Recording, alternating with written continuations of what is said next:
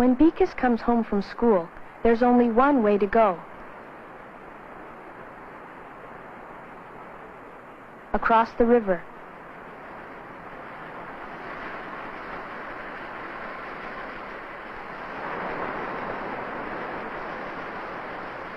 The first part is easy. He just coasts until he can't go any farther.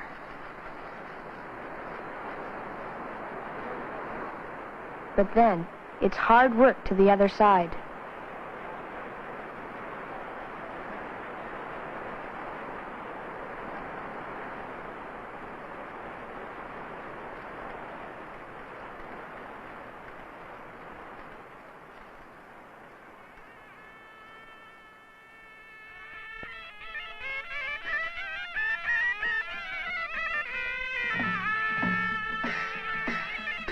Bikas lives in Nepal, among the highest mountains in the world, the Himalayas.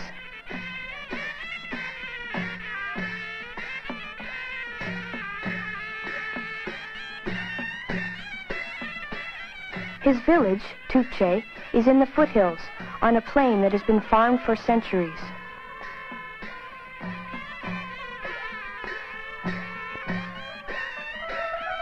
The little kingdom of Nepal was closed to outsiders for many years.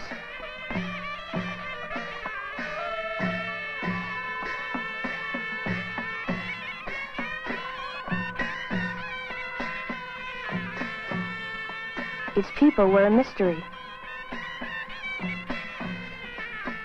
Then, British mountain climbers came to scale its peaks, and since then we've seen more of its beauty and customs. Many Nepalese earn less than $100 a year. Many must grow all their own food. Some farmers own no land of their own.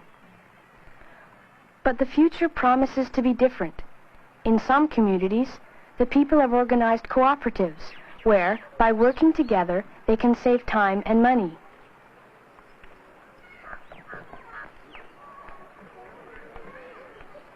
In Tupche, there's a farmer's co-op, a weaving co-op, and a co-op mill.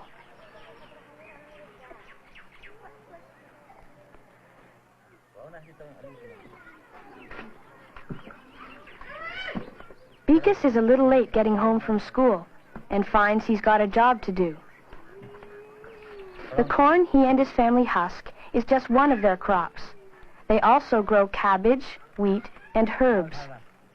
What they can't eat themselves, they take to the co-op and sell. In Bikas's family, no one thinks twice about pitching in. Work is a way of life from early childhood on.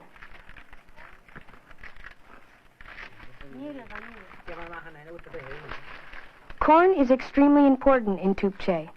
It forms a part of many dishes. And since no food comes without a lot of hard work, nothing is wasted. Even the husks of the corn can be used to feed the cow.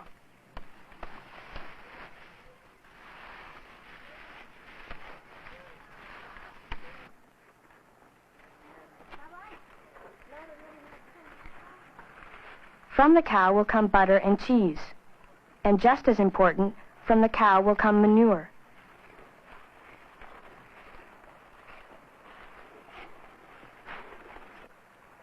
The manure is mixed into the soil so that it can keep its richness and go on producing more corn. Without this fertilizer, the soil would soon be exhausted.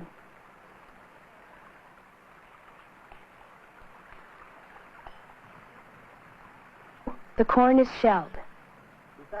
The next step is to take the kernels to the co-op mill, where they'll be ground into cornmeal.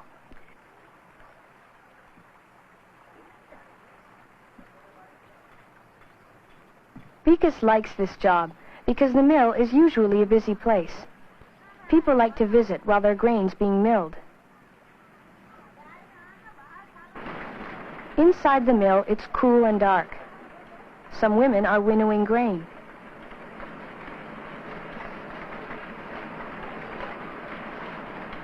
Bikas goes straight to the hopper that feeds the grinders.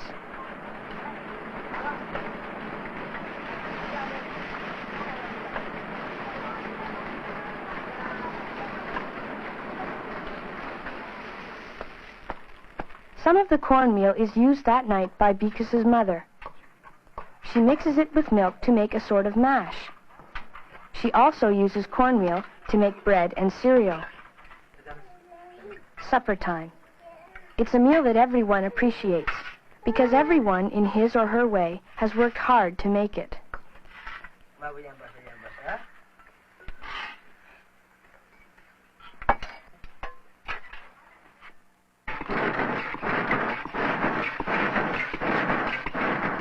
The blacksmiths of Tupche have been working like this for centuries.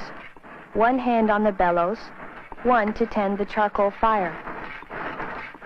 Copper pots and tools come from this forge.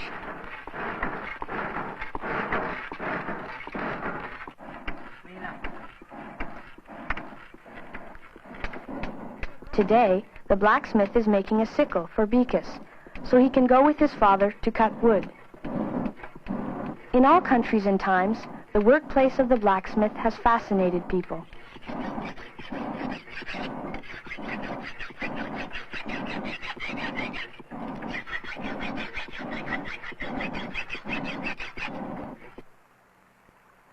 In Nepal, so much wood is used for cooking and heating that today there is a serious problem.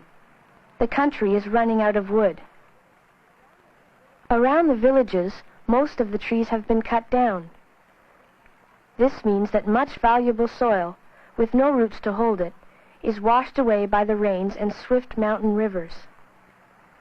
The shortage also means that farmers like Beakus and his father must walk for hours to a place where firewood still grows.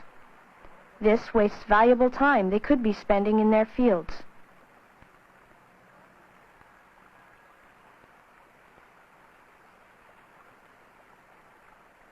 The problem of the vanishing trees and erosion of the soil has become a real emergency in Nepal.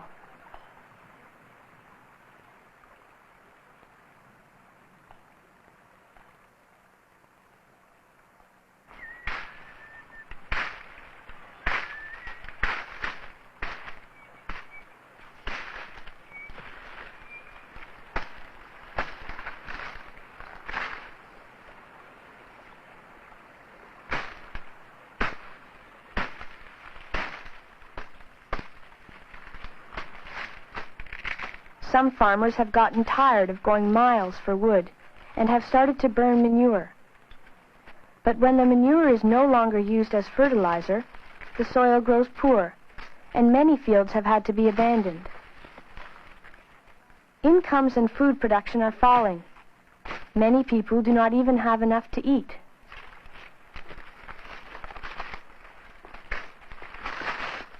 Of every 1,000 babies born in villages like Tupche, 300 will not live past their first birthday.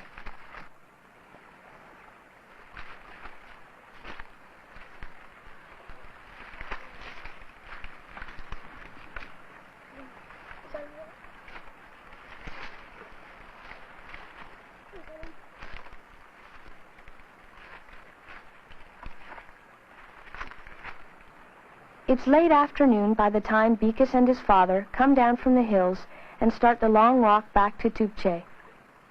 Yet the wood they've collected will only last for a few days.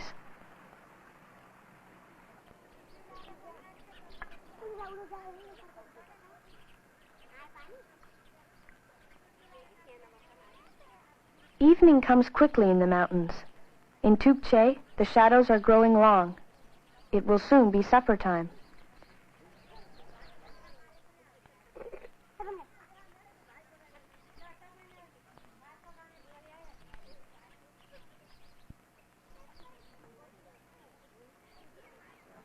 Beakus's mother has been waiting for their return, for Beakus is bringing her a fresh bunch of large leaves from the foothills.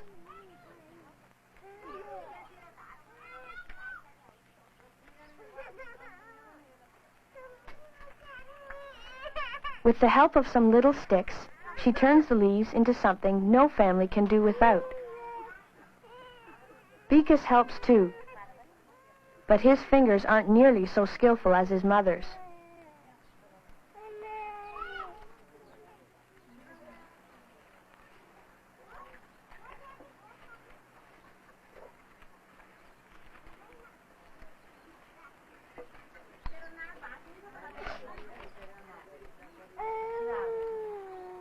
She's making dishes, big and small ones. When they've been used, she'll toss them onto the compost heap, where they'll eventually turn into fertilizer for the garden.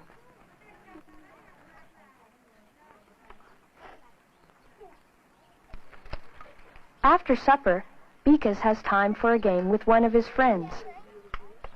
All it takes is 2 sticks, a long and a short one, and an open patch of ground.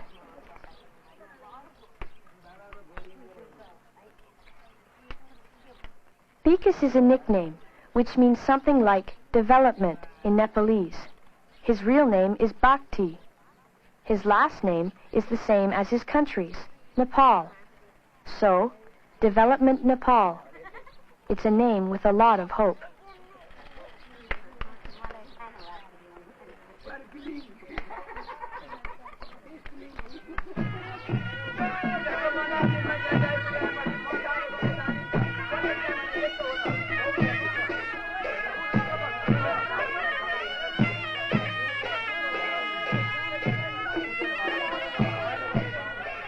This is part of a wedding celebration, a Hindu wedding.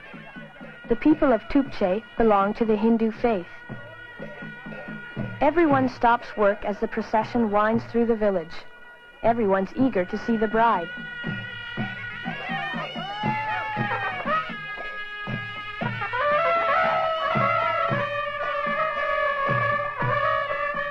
These celebrations will continue at the home of the groom, with all the guests dressed in their finest and eating the best food.